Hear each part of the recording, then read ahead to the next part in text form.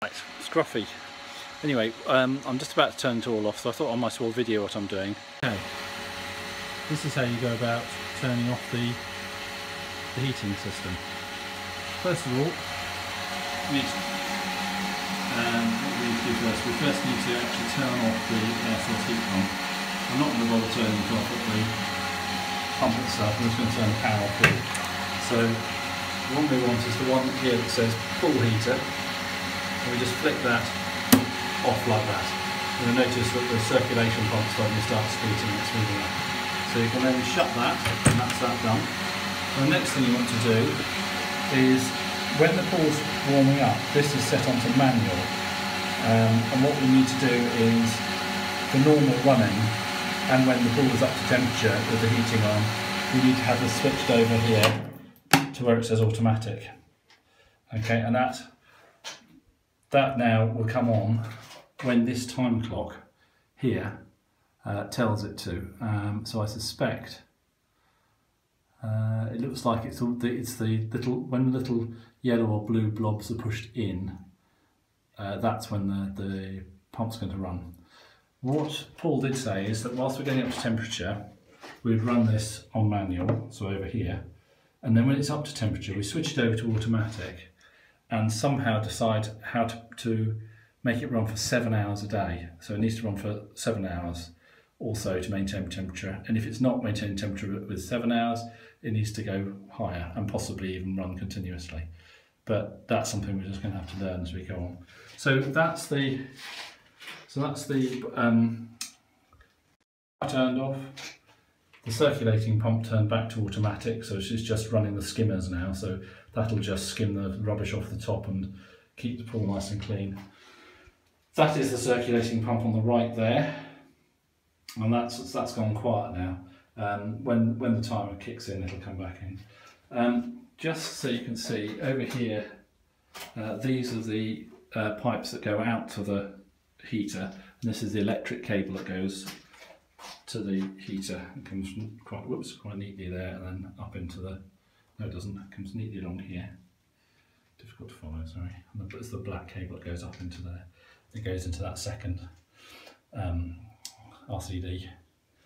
Right, so if you needed to isolate this for any reason, you just flip these two switches here off, and that will just stop, and then, sorry, and turn this one on. So if you look at it, the water flows in. I don't know which way it's flowing, but let's say it comes in this way.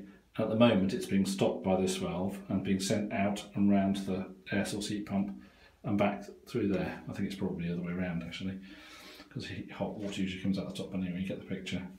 So if you want to isolate the air source heat pump, turn these two off and turn this one on, and then when you want to set it going again, turn this one off and turn these two on. So effectively it's just a bypass.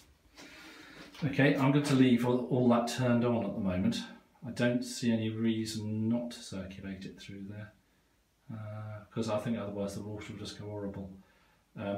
Might have to ask Paul about that, but I'll leave it like that for now. So there we go, there's the circulating pump. Right, the last thing to do, this, by the way, this plastic thing here is just in case we want to direct the condensation that comes out the bottom of the heat pump to somewhere. Basically there's a little hole in the bottom corner, I'll show you in a minute, which every now and again just dribbles out a load of water, and if that's going to be a problem then we can just direct it with that pipe. I don't think we're going to use it, but I'm going to leave it there for now. The green thing here, whoops, that's the cover. Right, you can actually see the water dribbling out of there now. That's just condensation, that's normal. There's a little hole there which we could catch stuff and direct it if we wanted to. But careful as a screw there, which I caught myself on a few times, and another one there. So I'm just going to leave that covered up. Right, so back at the heat pump, you should be able to see all of that switched off. There's no power to it anymore, and it's not making any noise, and everything seems okay with it. So there we go. It's best to go up the top and just check from the top here. Water seems to pool on top of this thing, I'm not quite sure why, but all I did when I noticed it was pooling on top of that, I didn't want to put the cover on with water on top, so I just decided I just got the mop from the laundry and just reached over and mopped the top of it, so it's all nice and dry now.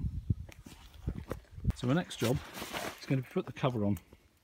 Right, that's what it looks like when it's unfolded. I think there's some elastic around the side, yeah, and basically I think that just slips over the top of the machine. I'm going to try it. I think the elastic probably goes around the back, I don't know. I'll have a bit of a play and then I'll show you.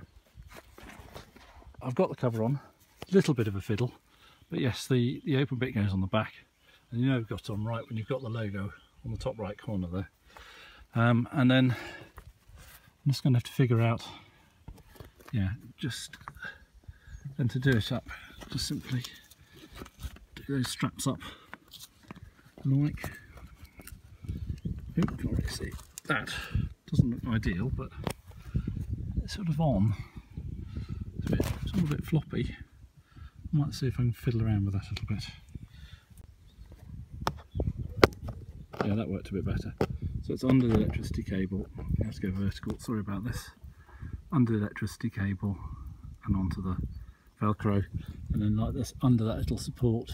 Where is it? Down there. Under that support and then onto the Velcro. I don't know how well that'll do, but we'll see. So, just come back a bit. Back into portrait and landscape. That's what our lovely little thing looks like now. All put to bed.